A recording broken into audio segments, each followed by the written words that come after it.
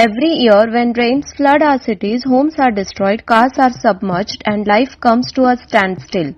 But here is the bitter truth. Even when your house is flooded and unlivable, the property tax bill still arrives at your doorstep. The question is, can you legally refuse to pay? Can you claim a rebate when your house is underwater? Today, let us decode the law, tax rules and the reality of property tax in flood-hit homes. Property tax is a municipal tax levied by your local corporation or council.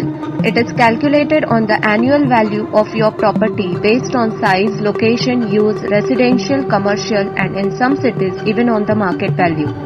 Unlike income tax or GST, this is a direct local tax that funds your city's road, sewage and flood management. Ironically, cities like Mumbai, Chennai, Bengaluru, Delhi, floods make houses temporarily uninhabitable.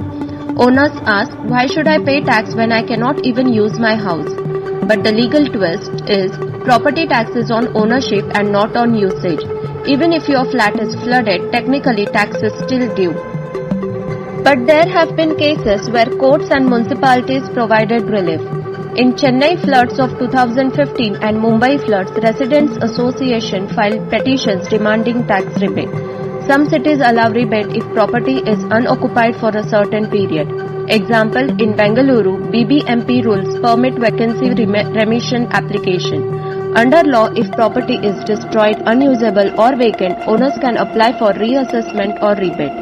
Problem: most people do not know this process and municipalities rarely advertise it. Check your municipal law, search property tax rebate flooded, your city name.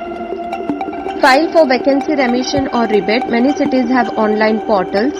Document the flood damage by photos, insurance claims, municipal complaint copies.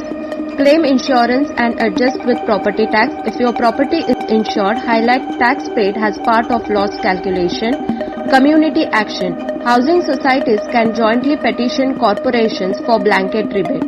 Bonus tip, always register complaints when floods occur. It strengthens your legal case later. The rains may be natural, but the taxman is man-made.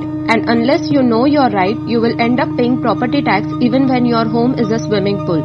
So the next time your city floods, don't just clean your house, clean your tax records too. This is Pocket Tax Lawyer creating tax awareness. Subscribe now and never let floods drown your finance.